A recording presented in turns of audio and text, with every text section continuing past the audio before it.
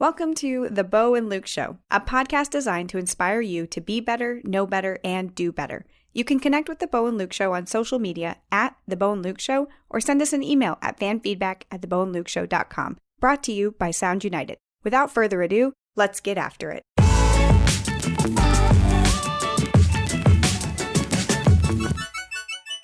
Bo and Luke Nation, welcome to Season 2, Episode 1 of The Bo and Luke Show. Today we have an amazing guest with us in studio, Jennifer Berman. Jennifer, how are you today? I am doing fantastic and so excited to be on The Bo and Luke Show. You have no idea. Well, hey, we appreciate that. I don't think you're as excited as we are. The anxiety has been building up all morning. What do you say about that, Luke?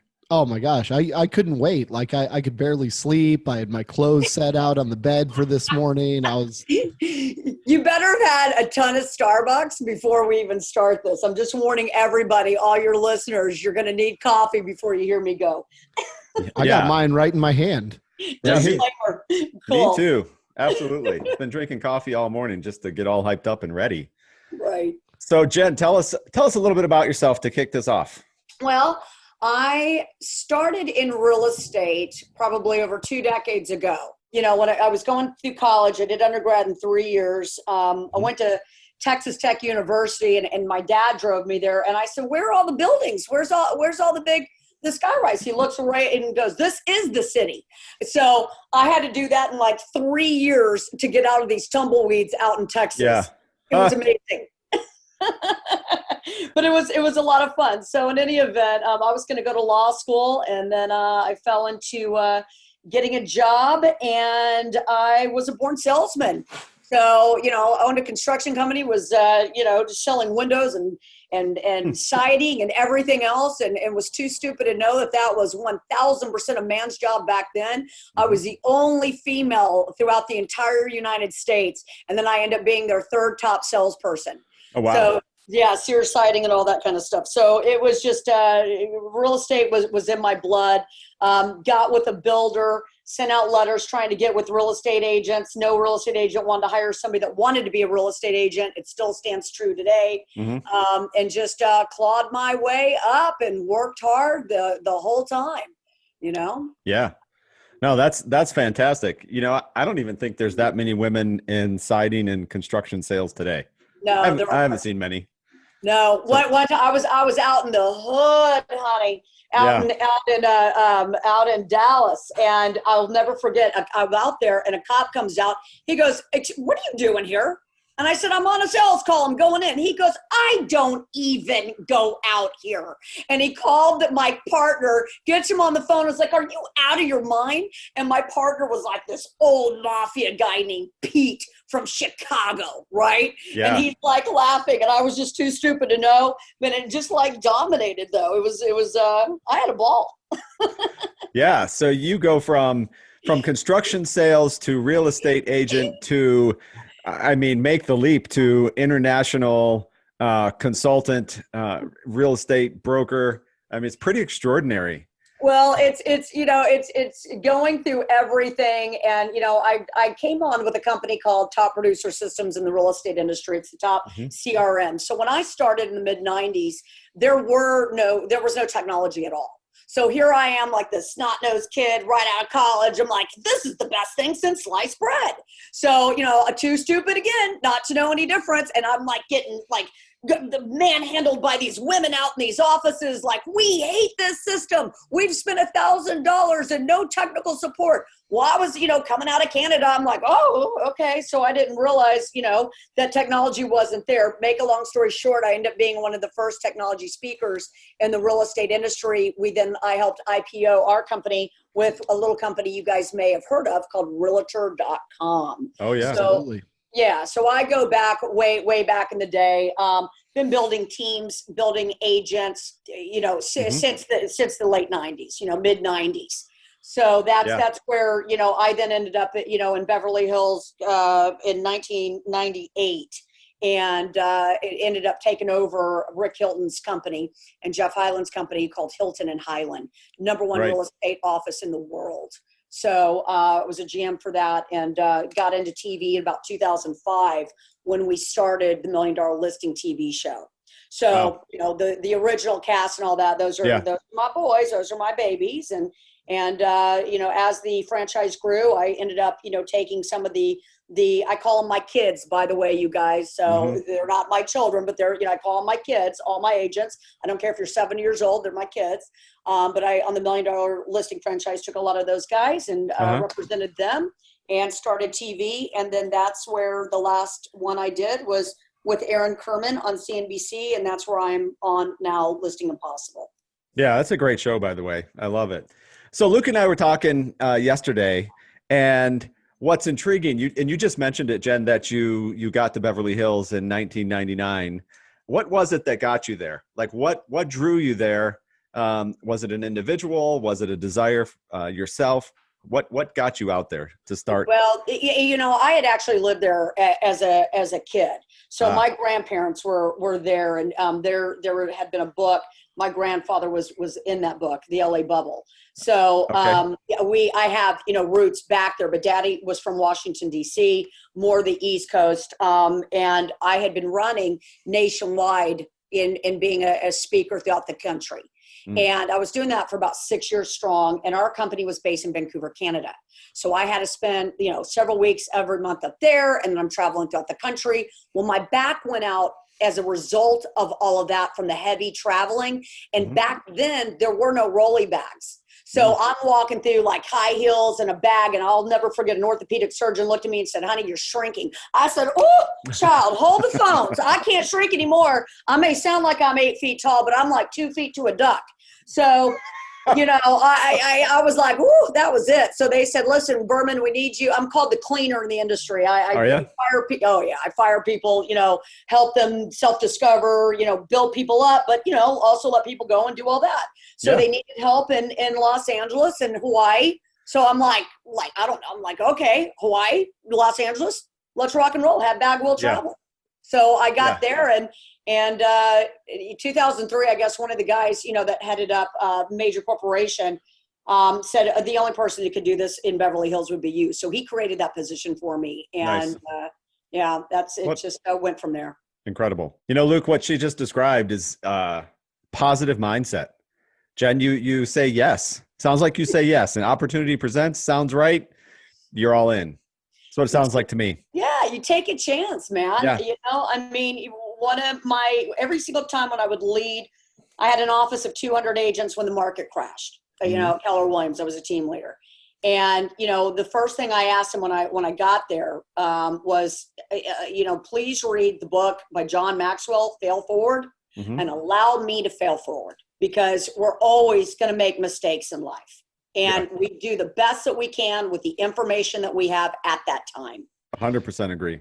Hey, Jennifer, do you plan for that at all? So like, are you, and I want to think about how to word this best. So you didn't get to where you are. I feel like everybody gets the same obstacles. It's just how people deal with them moves them forward. Right. So do you plan for this emotionally or focus on things like that and how you're going to do it? Or do you just kind of do what you said and like, I guess just address them as they come? And it's such an amazing question, Luke, and I'm going to really dive deep into that one, you guys, because it's changed a little bit as time has gone on. If some of you follow me on Listing Impossible or my show, the AHA Show, I'm a third-time cancer patient at this point. Both parents are deceased of cancer, and I've got the gene. So I have an expiration on my foot probably a little quicker than you guys, right? So I've had to move to Bali and really like dive in deep and reevaluate life on how I want to continue, living. And to circle back at the beginning, my dad gave me some of the best advice on the planet, and I hope your listeners really take some of this. Dad always said, you weigh out your pros and your cons, and you do the Ben Franklin list. And that for me, if you don't have structure and you don't have a routine in life and clarity, then you're never going to go anywhere in life. And the top 3 things, the best practices in my daily rhythm have always been. Now, some of these things have changed throughout since after the cancer and life, near death experiences. But it always started out with these three things. Number one, be clear what your intent is. Mm-hmm. Number two, what your purpose is. And number three, what your focus is. Now, let me give an example. My intent was always to someday do an international real estate, be in international real estate and somehow. Mm-hmm. So one of the smartest men I've ever met in my life had said to me, write out on a quadrant on a piece of paper what your lifelong goals are, what your 5-year goals are, and what your current goals are right now, and where a dream list would be. I literally put down a dream list that I would do international real estate. You guys, this was in the 90s. Mm-hmm. We were not a global world back then. So there was no such thing as like international real estate like we see it today. So that was like how I came up with that. I don't even know. And now I'm known as one of the biggest international real estate speakers. And Rick Hilton and Jeff, they founded Christie's International Real Estate. So I had the great opportunity, traveling all over the world, just speaking and doing stuff. And by that, I got to be the ambassador for Juwai.com, which is the #1 real estate portal in the world for the Chinese, teaching them how to buy out of 89 countries worldwide. And I lived in Shanghai. I mean, I've had a company. I'm still a co-founder there and still have it in Hong Kong. I've got still another company in Adelaide, Australia that we MVP'd out of. So who knew that you could do that, right? No, yeah, you manifested that, years ago. That's it. And I talked to a gal the other day. She didn't even know what The Secret was. Holy cow. You guys how do you not watch The Secret? Talking about manifesting. I mean, that's a big one, but being clear on those intent, purpose, and focus, it's going to change as your life as you get older. Mm-hmm. One thing that it took me to live in Bali to really understand the next two things, which is my purpose and my focus now. Mm-hmm. And my purpose now is 1000% to help the next generation of leaders to succeed at a healthy but profitable rate. You must work hard, but you have to learn how to set boundaries for yourself, both emotionally and physically. And I failed to do that in my 20s and 30s. Yeah. I did not do that. And I allowed myself to allow my industry to sacrifice getting married, doing all that. I traveled so much. And I worked 90 hours a week. My dream was to have children. And I think that, when you're in your 20s and teenagers, you just think you're going to get married one day. And life is just, I never got that memo in my teenage years that, honey, life gets harder as you get older. Yeah, that's for sure. I didn't know that. So then it becomes too late someday to look around and you don't want to be that person, you guys. Yeah. Do you think today in your work that the younger generations are listening? Are they paying attention to that message? I think that they were a lot like I was, that it's everything's going to work out the older you get. Mm-hmm. And you just think, I got to have fun. I got to live in the moment. It's that it'll all end up working out. And I realize that really is not the case. Yeah. And I don't know. I think I've met a lot of young people. I've had the great opportunity to be, with a lot of young entrepreneurs, and they come from a mindset, and it doesn't make a difference what their background is. So just because you have successful parents does not mean you're going to have successful kids. There could be parents that aren't even existent, and then they come out ball busters like you ain't never seen, child. Mm-hmm. So, there's always something where you never underestimate the power of your environment. But I also believe that leaders are made, but they're also born. Yeah, I agree with that. It's in your DNA, dude. Yeah. If you're going to rock and roll and be that person, and you have that hunger. I'll never forget, I had my own family members say, they all went to Harvard and everything else, very successful. Oh, I'm the, baby of the family. Oh, Jay, you're not college material. You're never going to make it. Child, yeah. I did undergrad in 3 years, cum laude. Back up. Okay. So, there's naysayers, and the best revenge in life is success. Yeah. That's right. Yeah, absolutely. It is, man. It is. Right. Yeah. That's right. You know, it's funny you mentioned that. I work with a ton of folks. So I've been in sales as well, Jennifer, for like my entire life, almost 40 now. So, you know, getting up there. Now I talk to other people that are starting off in their career. And I feel like the younger folks out there, there's been some mismessaging that's happened in their lives about that. They need to be 100% passionate about whatever they're doing and whatever they're selling. And it's really holding them back from reaching any goals that they want to have. So, for example, their goal might be to buy their girlfriend an engagement ring and buy a house. They have been told that the best way to do this is to be 100% passionate about whatever they're doing. But with listening to you tell me this story, I mean, you didn't start off, I highly doubt you were extremely passionate about siding in Dallas. No. Right? So, You're so right. And everything that you're saying right now, this is, okay, we're going to clear through the bullshit right now. Yeah. yes. People sit there and they say, oh, you know, you got to be the passion. Look, if I'm going to hire, if I have two people in the room to hire, and there's the straight A student, but he's a nerd, never played sports, never interacted, wasn't a team player, and just, you know, lived behind a screen, you know, from a cell phone.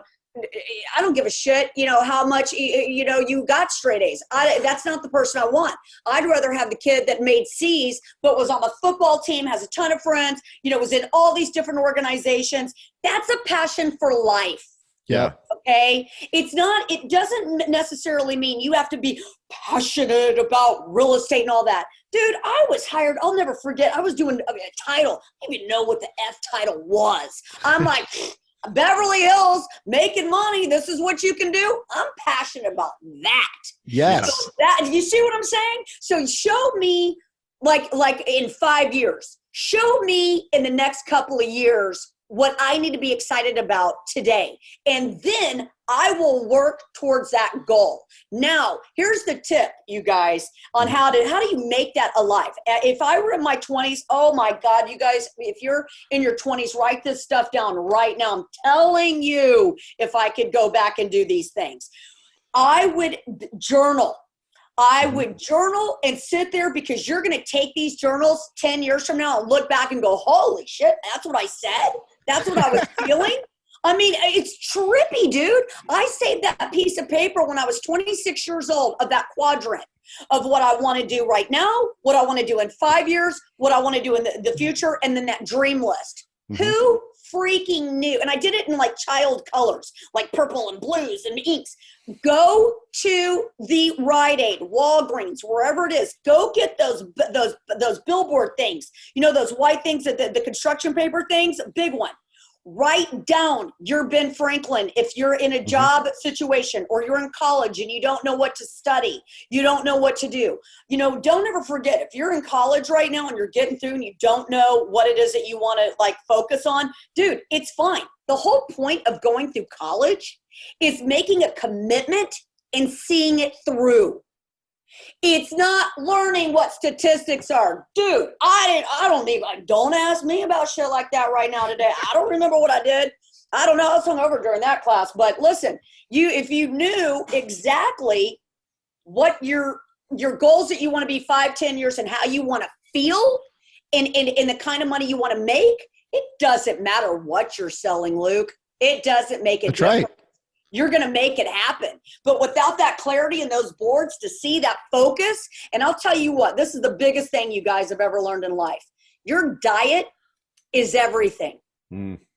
And if I could go back and change my life on so many things, man, I said I went to Texas Tech. Child, I bought Goldschlager back in the day. I was a bartender. I did like 3 jobs. I mean, you know, I partied hard. I worked hard. I am not going to lie. And I just wish I would have known how much drug of food is, like the high carbohydrates, you know, going to, you know, fast food, or, you know, doing those things, popcorn, those kind of things. Man, I don't live that way. I mean, now I got to be on ketosis for cancer. And I'm telling you, I've had 3 cancers at this stage in the game because I lived in, you know, I didn't do sunscreen. I didn't, you know, I had breast cancer. I mean, who knew I had the gene? We didn't know about those things, but it was the diet, man. It was the diet. That's so important. Diet, exercise, and diet. Exercise. Yep. Absolutely. And hey, for everybody listening, Jen's talked a couple times about the Ben Franklin list. Her dad wrote an article. We will share that online because it's got some great teaching tips to actually how to execute it, which is the whole theme of this season is to learn something. So we'll share that, Jen, because it was great info. And also, one thing that my dad also said, if you're trying to figure out what you want to do in life, that's the Ben Franklin list. It's amazing. Mm-hmm. But also, this is one thing I've learned in being in Beverly Hills. I deal with billionaires, for a living. Mm-hmm. I deal with celebrities. That's the only world that I live in now. Okay. I'm very, very high end luxury, the uber high net worth individual. That's all I deal with at this stage of my game for many, many years. And, I sell islands. I sell these big developments. I do the sexy big stuff, right? Mm-hmm. So I'm dealing with, people that own banks and different things.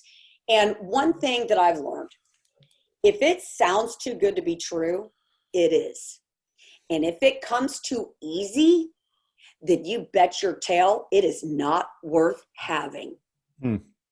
And that is, if I had a dime for every single broad-eyed, bushy-tailed young person in Beverly Hills getting into different types of life and hearing this is going to happen, this is going to happen. Honey, don't go spend that check until it's cleared your bank, child. Okay? You can have shit on the dotted line signed on a contract, and it means nothing until it's implemented. And I have seen that a million times. And another thing is, Dad always told me, keep your nose down at the office. You don't ever say the F word with people that you work with. And if you're a leader, you don't ever go out and drink with other people. Ever. If I had $1 for the times, you remember I told you I'm a national speaker. Mm-hmm. If I had $1 for all the time I saw these leaders go out at night, get, face down drunk. And then, I could hear the younger kids behind them going, oh, look at that idiot. You lost all reputation. Here's another thing you never, ever, ever forget. It takes a lifetime to create a reputation. Mm-hmm. It takes 20 seconds to destroy it. Wow. Powerful. That's powerful. And here's the thing, in sales, that's rampant. Oh. So Bo has an illustrious career, being with learned scholars and presidents and things like that. So, well, maybe the leaders of that were going out drinking, but in sales, Jennifer, you can relate to this. What you are describing is not the normal. Yeah. I have a story about that real quick because this will resonate with what you just said. Good. I was on a trip with President Obama. It was in Denver, Colorado. It's my claim to fame where I got to sit down with him, just him and I doing radio interviews.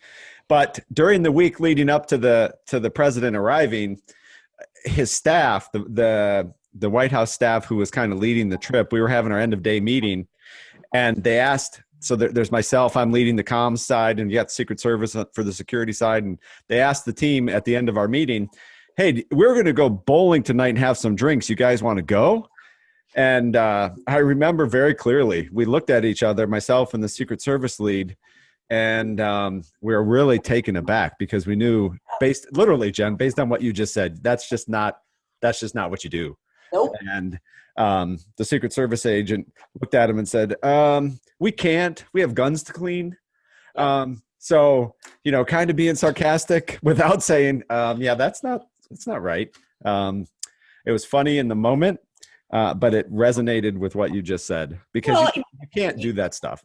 No, and you absolutely can't. And, like I just said, I've been building teams at an extremely high level for 20 years. Yeah. I'll have a team leader sit there and go, oh, yeah, my assistant, they've been with me 8 years. They're just they're not working out. They're taking me for granted, all this stuff. And then I start diving deep into it. Little do you know, they're over there for holiday dinner, spending the night at the house, making jokes that they're drinking wine at night at the office. Are you out of your mind? Absolutely not. That's not a leader. Okay. No, whatever you do behind your closed doors, knock yourself out, raise the freak flag all you want all day long. Yeah. But when it comes to business and being a professional and trying to set a standard, you do not sit there and talk about politics. You don't talk about religion. Listen, I'm a very spiritual girl. That's I wouldn't be standing on this planet if I weren't. But you know what? It doesn't matter if you're Jewish, if you're Muslim, if you're Christian. I have an appreciation and love for all. It doesn't, I'm not, you don't get into politics on any of that one way or another. I don't care if you're Republican, Democrat, doesn't make a difference to me. You respect somebody's choices. You respect somebody's decision, and the world is not doing that right now. And it's disgusting. Okay. Yeah, you know, it's disgusting. And that's no way to live. You know what? If you know, you want to do whatever and be whoever you are in life. But when it, you know, I've had this situation right now on social media, and I teach social media. All right. And I have since 2007. And I am in all these women groups, women organizations. And I'm there to uplift and support. It's been amazing to me over the past couple of months where I've had some of these, you know, women that I'm best friends with, you know, very, very close with, you know, they have very strong political feelings. And I'll tell you right now, nobody knows what I am because I'm Switzerland. You're out of your mind if I'm going to go down that bunny hole. Yeah. Oh, hell to the no. Okay. You know what? I can know in my head. I had a doctor pull his chair up and look at me and go, well, how are you voting? You know what? Oh, wow. Get in your lane. Okay. Yeah. And on my social media, no, I am not going on and saying anything on any level on that. I'm coming from love. I'm coming from gratitude. I'm coming from, you know what? You've got your views and you've got your views. Let's just make it a better life. Be nice to people. And neither on either side are we seeing that right now. Yeah. So let's not get that twisted either. You're right. You know, you're absolutely right. We got a lot to learn on that. And that's like in business, man. You know what? I can't, you know, I'm in the entertainment industry and this is real. This is very real in terms of if you are on one side of the aisle, they will not only not have anything to do with you, you are fired. Wow. You are fired and no shit's given. And it's just like, really? That's where we're at right now. You know, be better, people. Yeah. Just be better. That's right. Yeah, no kidding. I write about that in my book, Jen, a lot, in reference to, you know, being a part of a change in administrations from Republican to Democrat. And if you're still there and you're working and you're supporting, I mean, you have to show respect to the office. It doesn't matter who's there. They were voted in, they won, right? Have a job to do it. That's it. You know, you can say whatever you want about Trump, but that man doesn't drink. And, you know, what is he doing on Saturdays and Sundays? You know, he's out there 7 days a week, man, you know, busting his ass doing stuff. So it just, what is going to be your routine? What is going to be your goals? What is going to be, again, going back to the internet, you know, my 3 things that I want your listeners to really focus on. What's your intent? What's your purpose? And what's your focus? And my focus now, after all these life lessons that I've learned, I allowed myself to sacrifice personal relationships, not having children, being in a man's world, trying to break through that glass ceiling. I told you I started out in technology. There were no women. I was the only one. You know, so now and I had to, you know, keep fighting for that. To build, my focus now is to build others up. And to be the best leader that I can, but I lead by love and I lead by support. And if you come from that as a parent, as a professional, as a mate, you're never going to lose in life. Yep. I think that describes, I love it. It describes servant leadership to me. And in order for you to serve others, you have, it's love and support and care. So that is spot on.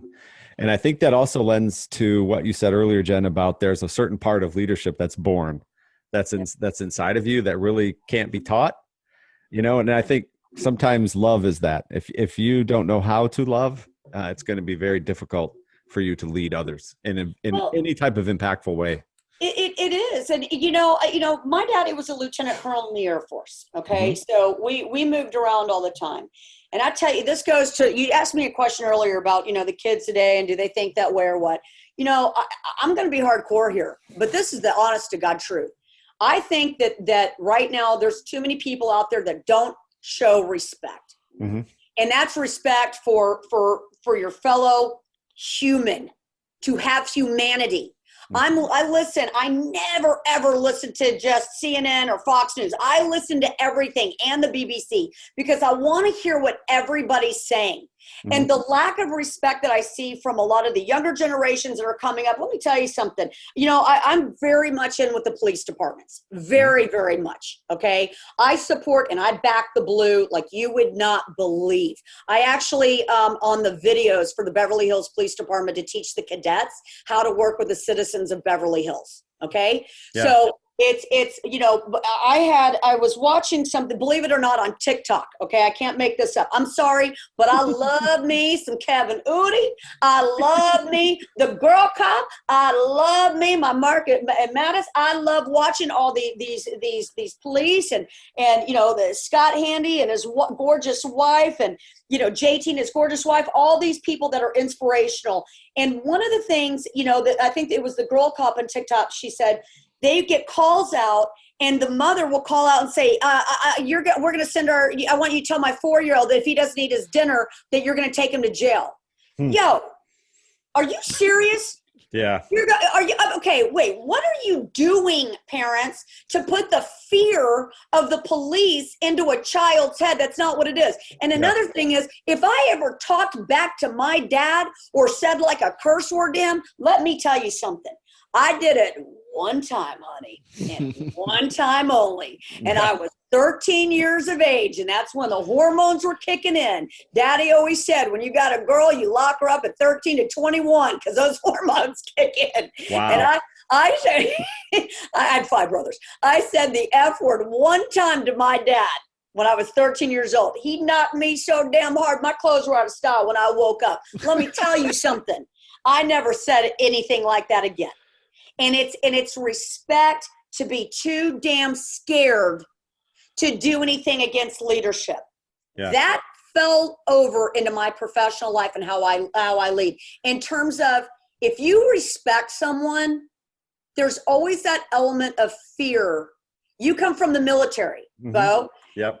You know where I'm coming from. Yeah. And you know what, you smell what I'm cooking on this one. Yeah. Because if you don't have for your superiors some level of fear, you don't respect them. And you got to do better and you got to be better. And that makes you raise the bar for yourself as a man. Right? Yeah, for sure. Yeah. 100%. Yeah. I always say that respect, been my mantra for years. It's an action word. It's a verb. And you don't wait to, have someone else earn your respect. No, you're supposed to give respect. And like you said earlier, you should give respect to every human being on the planet.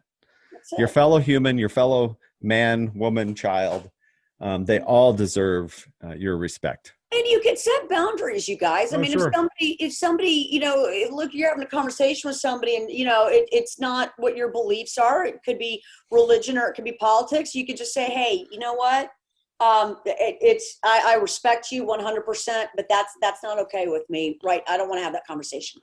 I don't want to go that road. Well, and it makes you communicate with people in a different, more respectful, I guess it comes back to that word, way. And it's just, every night when I turn on the news, no matter what I watch, it all comes back to one thing. And that's just that tribalism right now is just killing this country. Now you have to pick a side. You have to automatically agree with everything that entire side agrees with. And you have to hate your opponents. And it's unbelievable. It's unbelievable. I can't even believe of where things are going. And it's just, we've lost the focus of what humanity is supposed to be. I was down with Antifa. I was down with all that. My meeting ground where I lived in LA, man, I was locked in my building for 4 months. Okay. No toilet paper, kids, nothing. Wow. 4 months. No patio, no windows. They shut down my building twice from COVID. I watched, the hazmat suits bring out bodies. It was very, very real to me. And every single day at 4:00, they congregated the protesters outside my window out of our building. And every day at 4, you start shaking and vibrating from the helicopters. And every night we're woken up by either gunshots or fireworks. Man. And when we called, 911, it was 6 to 7 minutes on hold. This is on Los Angeles on Sunset. And, I would stand outside, I'd watch Antifa. I watched them with their, it was all very coordinated. I watched the whole thing. So, there's so much you don't see on the news. Wow. And then I would talk to my friends like in Texas. I finally had to stop talking to them because they thought I was literally batshit crazy because our worlds were so different. Yeah. It was so different. And I didn't understand where they were coming from because I'm a cancer patient up at Cedars-Sinai. My friends are dying. I'm watching people lose limbs, okay, and have organ failure. So these other friends I'm talking to, nobody saw any of this. They just watched news and the numbers and their lives were normal. Yeah. Well, I got out of there. I'm down, I'm hiding out in another state right now and there's 0 cases of COVID where I'm at right now, okay? And people aren't wearing masks. It's really free. So now it took me, I had major PTSD as anybody would. And 2 people put, in our building, suicide. I mean, it's just, it was bad, man. Yeah. So I came here and I see that the life, there's a world living. And I see that it wasn't as extreme as what I thought it was in LA. It's really been a mind shift and it's really been how to pivot in this world of people when they're, you have so many that are such fearful of the COVID, some that don't think it's real, that it's a hoax. I mean, it's from all over the spectrum. And again, man, I had to quit talking to people because it was like, you need to respect me for what I'm going through. And that is different for every person out there. Yep. Right. That's the whole shit and caboodle right there. It's not about you. Yeah, man. I wish, my only tip is going back on this. Like when I go into places now, look, I got to wear my mask because I know that I'm immune challenged. So my mask is going to stay on. Some of my friends, they don't want to wear a mask and it's fine, man. I'm just not going to be sitting next to them in an enclosed place. But I go to church and the woman, my neighbor that goes with me, she rides in the front. She's an elementary school teacher. I ride in the back. We keep our masks on. We go in, we're sitting 6 feet apart. She feels comfortable now taking her mask off when the pastor's on. I don't. I keep mine on because I know that I have to protect myself. So we're all learning this as we go. But I tell you, when I was in LA in April, one of my best friends, he had it. And I had just been with him. And so Cedars told me that I had it. And let me tell you something. I was terrorized by a family member and my closest friend who now we're no longer friends over this. Okay. Of telling me, prove it. Let me see the results. I couldn't get the results. Yeah. Okay. We didn't have it. Cedars wouldn't give tests. And here I am single, all alone. No one. Okay. Can't even walk outside. And you guys are terrorizing me and I'm legit sick. Yeah. On proving it. Yeah. I mean, how dude, sad. Wow. How sad is that? And really in reality, what does it do to them that you're sick? Or what, I mean, that is a really, what's the word? It's a really shitty behavior. Shitty. Yeah. Yeah. Shitty. Because you drive by a car and you see people in the car both wearing masks. Okay, how does that affect me? Why would I have any opinion over them? I don't know them. It doesn't matter, right? If that's how they want to behave and if that makes them feel comfortable and they're protecting themselves, be it. That's their world. It's their life, not mine. Yeah. And you don't want to wear it, then don't. I mean, you know what I'm saying? It's I just know if I'm immune challenged or if I know how I feel that I'm scared, I love that the stores mandate it to where that's not an option. You have to do it.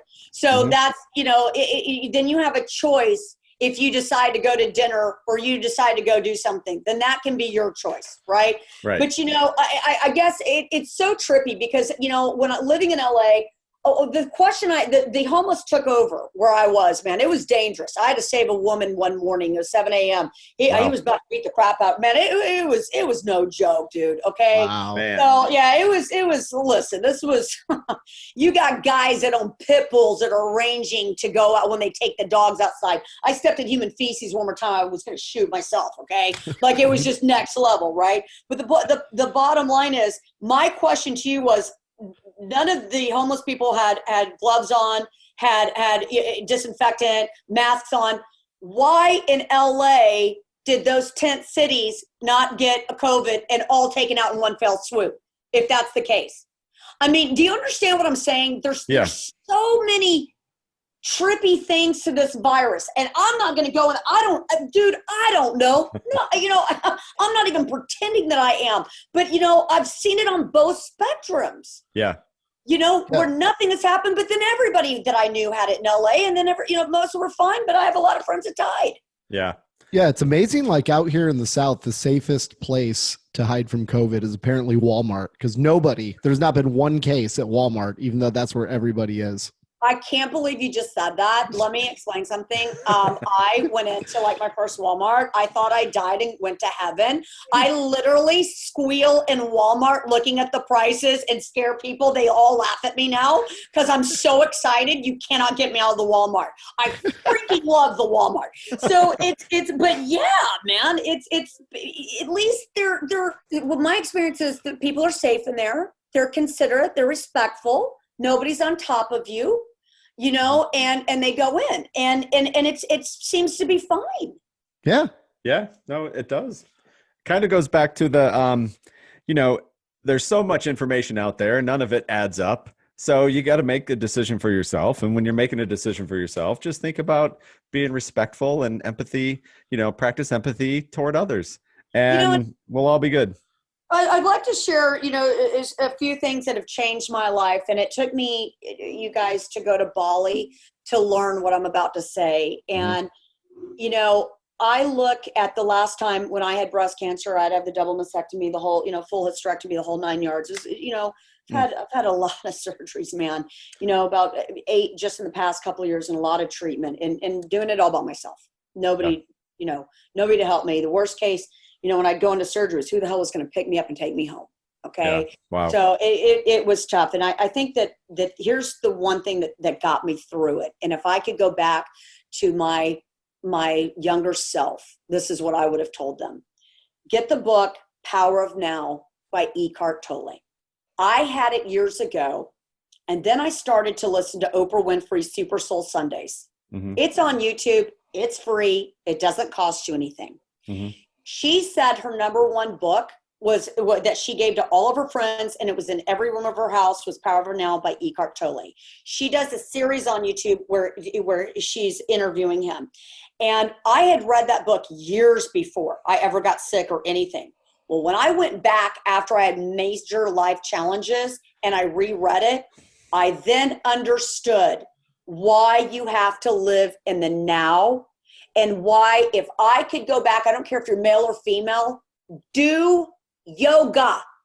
If you don't understand how to breathe and how to meditate and just stop and be for yourself, you cannot be a good mommy, a good mate, a good spouse, a good daddy. You can't be the best CEO. You can't be the highest level of playing at a level 10 in your life unless you can take those moments for yourself and gain clarity.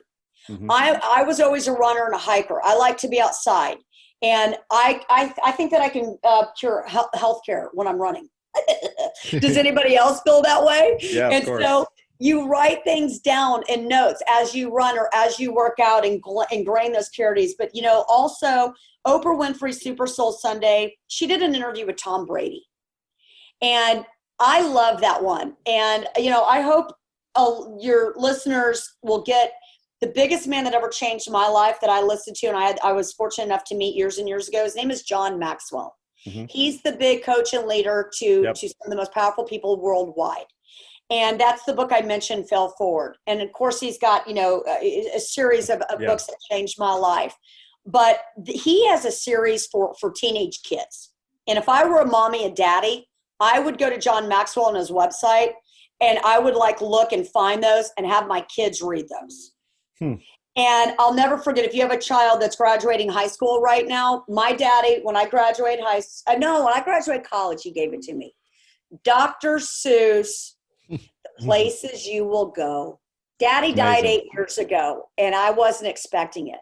Mm-hmm. And me taking that book out and reading that now and watching what he wrote inside that book, I think that was the most powerful and meaningful thing I could ever have in this world. And I cherish that. So I hope your listeners will get very clear with their intent, purpose, and focus. Yeah.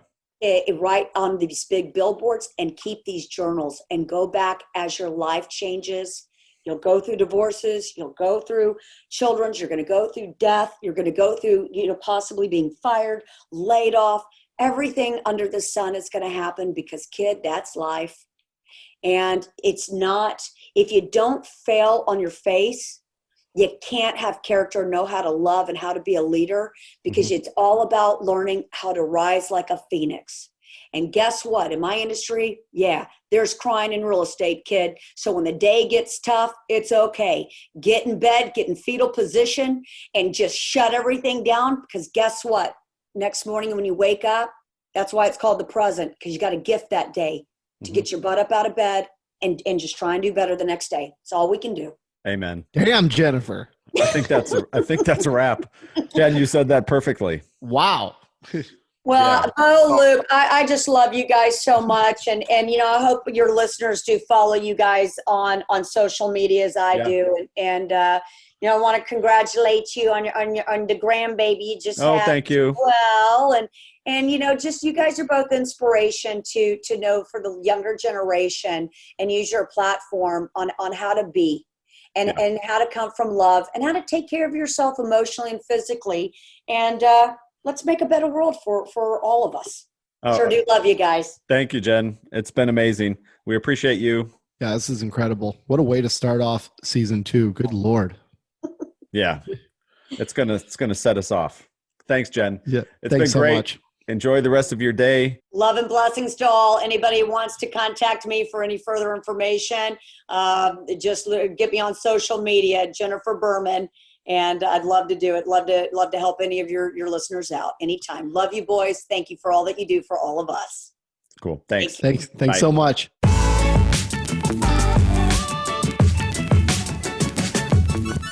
Tune in for a new episode every Thursday. You can subscribe to our email newsletter for information on upcoming guests, giveaways, and more. Rate, review, and subscribe.